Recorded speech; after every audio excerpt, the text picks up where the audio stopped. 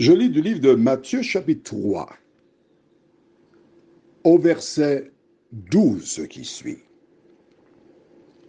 Il a son vent à la main, il nettoiera son air et il amassera son blé dans le grenier. Mais il brûlera la paille dans un feu qui ne s'éteint point. Notre thème, c'est deuxième fois. Prions. Notre Dieu, notre Père, nous revenons ce magnifique jour, 27 août, vers toi, pour te remercier pour la vie, tes bienfaits, tes grâces à notre endroit. Nous profitons de cette journée pour nous reconsacrer à toi, qui a été si bon pour nous. Alors que nous étudions ce verset, que ton esprit continue à nous diriger, nous garder. Nous t'en prions au nom de Jésus pour ta gloire éternelle. Amen.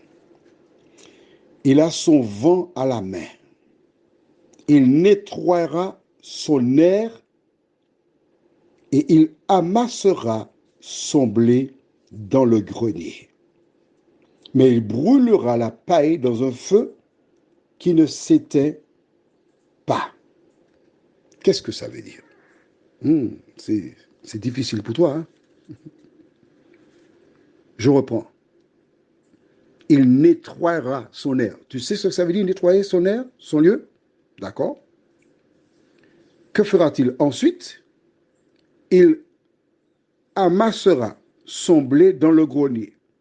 Le blé, tu sais ce que c'est. Ce sont des céréales. Donc, il va faire la cueillette de blé qu'il mettra en sécurité. Et le reste, il le brûlera. À travers ces paroles, Jean-Baptiste est en train d'expliquer la mission de Jésus. Jésus vient pour, premièrement, réunir ses enfants et ceux qui ne le sont pas, qui ont refusé de le suivre, ceux-là seront brûlés au dernier jour. Comment cela se passe? C'est très simple. Nous allons dans Jean chapitre 3. Évangile selon Saint Jean, quatrième livre du Nouveau Testament. As-tu trouvé? Tu vois, je laisse toujours un temps pour que tu trouves la référence que j'indique. Et nous lisons à partir du verset 16. Car Dieu a tant aimé le monde qu'il a donné son Fils unique afin que quiconque croit en lui ne périsse point, mais qu'il ait la vie éternelle.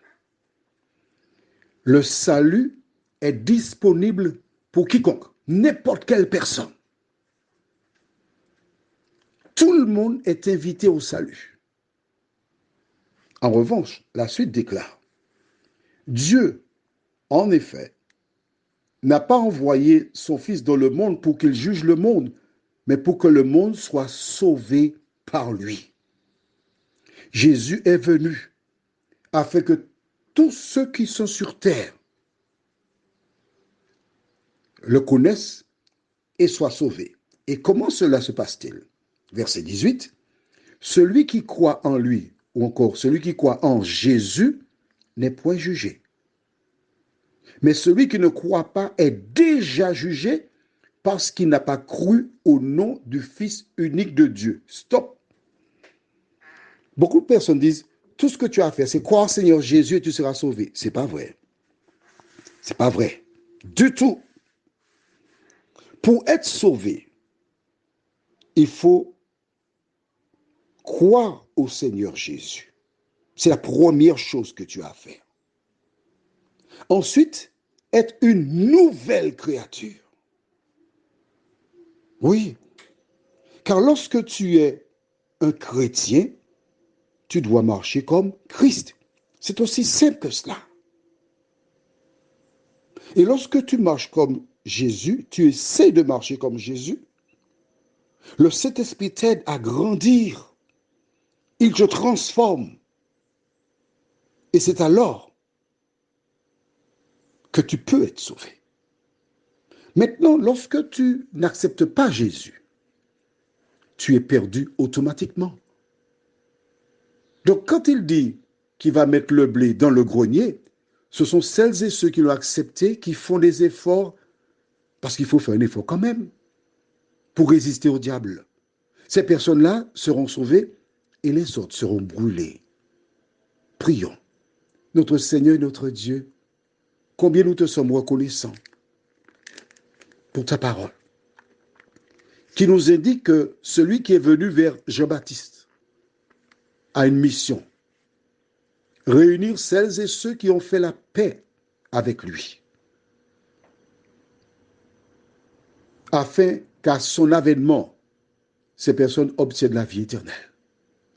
Mais celles et ceux qui ont rejeté sa parole seront détruits pour l'éternité. Seigneur, nous avons l'information de nous aider à faire le bon choix, à vivre pour toi. Nous t'en prions au nom de Jésus pour ta gloire éternelle. Amen. Je te souhaite une bonne journée.